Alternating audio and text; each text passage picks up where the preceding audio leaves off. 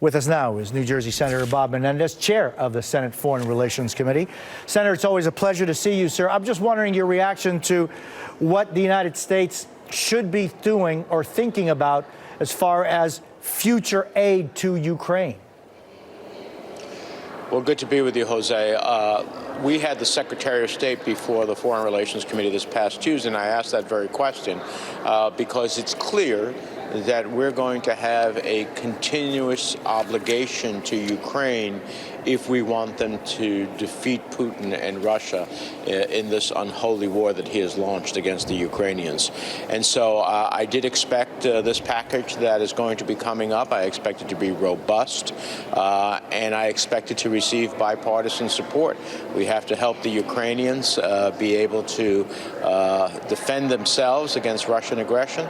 We also have to help the Ukrainian people and the neighboring countries that have received millions of Ukrainian refugees to take care of them both outside of Ukraine and many who are displaced inside of Ukraine. Senator, we were just speaking with Daria Kaleniuk, and she's in Poland, but she's Ukrainian. She was saying that that Ukraine needs heavy artillery, pieces that aren't just Soviet-era artifacts, but actually NATO-quality weapons. Is that something that the United States should be looking to pressure more of? Well, actually, about 60, I understand about 50% of the howitzers that we have committed to Ukraine are now on the ground in Ukraine. These are long-range firing capabilities, so that since the war in Ukraine has moved now to more of a land war, this is the type of artillery that they need to be able to reach to the Russian troops at length, among others.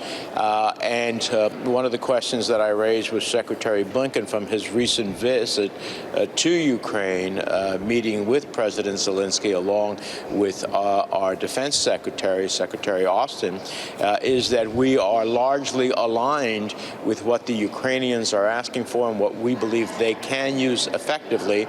And so that flow of armaments, much of it is already on the ground as promised, and much more is to come. And I think we have the most accelerated process we can have to get Ukraine what they need to defend themselves against Putin and his aggression. Senator, you just returned from a trip, I understand, to Taiwan. Taiwan has got to be looking at what is going on in Ukraine and saying, you know, China's looking at what's going on in Ukraine. What was your message to the Taiwanese? Our message to the Taiwanese when we met with President Tsai and its foreign and defense ministers is that we stand with the Taiwanese people. We will support them. Before we went to Taiwan, we first visited our Pacific commander, got a sense of what the Taiwanese need in order to be able to deter China, which is what we really want to do in the first place. And Taiwan and the United States are now aligned about that need, and now we're in the process of fulfilling that need and amplifying the role of Taiwan in the international community. So we stand in solidarity with Taiwan, and we're going to make sure it can be supported. You know, Jose, Taiwan manufactures 90% of the high-end semiconductors in the world. We cannot have China consume Taiwan and control 90% of the high-end semiconductors in the world. Semiconductors are in everything we use, from the cars that we drive to the refrigerators where our food is, to the phones that we make our calls on, to so much business equipment that produces products and creates jobs in this country. So Taiwan is an essential partner, and we have to do everything we can to support it and to deter China from seeking to invade it. And Taiwan, a thriving democracy. Senator, nearly 1 million Americans have died from the coronavirus since the pandemic began more than 2 years ago. You took part in an event yesterday to honor the lives that have been lost. What should we be thinking about, as it seems so many people are just essentially moving on from the pandemic?